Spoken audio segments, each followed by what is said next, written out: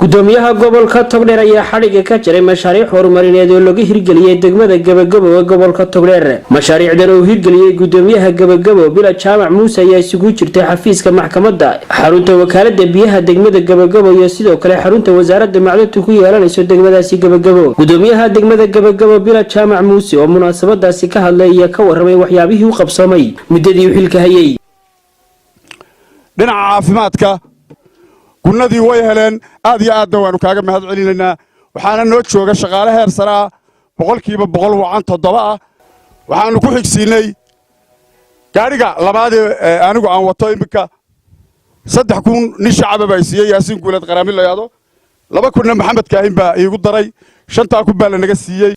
sarfay baanu magaalada u sameynay gudoomiye mar labaadkii waxaanu keenay cagaftiideedu isugu dhameystiraato inaanu sameyno maxkamadii iyo wakaaladii biyaha oo aanu aragno inay biyuhu noqon doonaan laf dhabarta dhaqaalaha degmadan.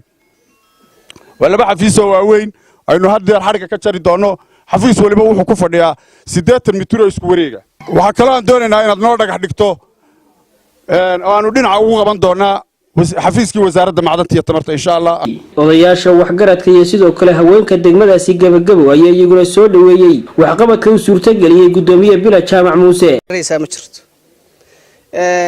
waxaan soo ogahay kollayba barasaabo badan oo gobolka soo maray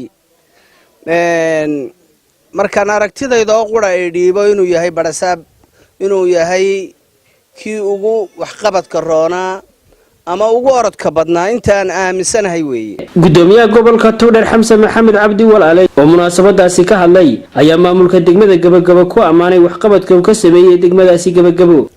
runtii maanta waxaa naga sharaf weyn oo inaanu halkan idinku nimaadno booqasho aan ugu kuurgelayno xaaladda nololeed ee degmada Gabagabo iyo xariga jaris mashaariicda laga fuliyay degmada ee uu fuliyay intii uu joogay gudoomiyaha degmada Bile. haddaan ku horeeyo mashaariicdan marka hore sida aad ogtihiin degmada Gabagabo intay jirtay iyo inta maamulka cusub joogay iyo waxa uu qabtay runta marka laga hadlo waa wax ay oran karaan runtii waa mucjiso.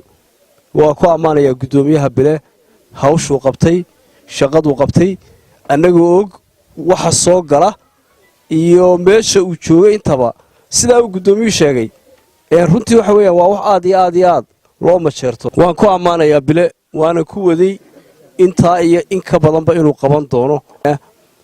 biyuhu waa nolosha koowaad ee bilaadanka waa lagu majeeranaya degmada de biyaha iyo sida ay hadda ka yihiin waana runtii waaba degmada qura gobolku wuxuu ka kooban yahay 14 degmo marka laga reebo degmada weyn ee Burco. inta kale waa degmada qura ee deele wakaaladiyood. gabagabadiina waxa halkaasi gudoomiyuhu xariga kaga jiray xafiiska maxkamadda degmada, xafiiska wakaalada biyaha degmada iyo xarunta wasaaradda macdanta oo uu ka dhagax dhigay degmadaasi Gabagabo, isagoona ugu baaqay degmooyinka kale gobolka Togdheer inay ku daydaan degmada Gabagabo.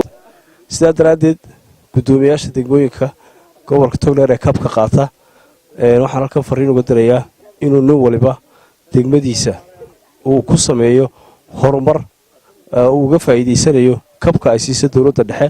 maanta wixii ka dambeeyana waxa iman doona isla xisaabtan adag oo lagu sameyn doono degmooyinka. Khaliil Barra Awraan TV-ga qaranka Soomaaliland magaalada Burco.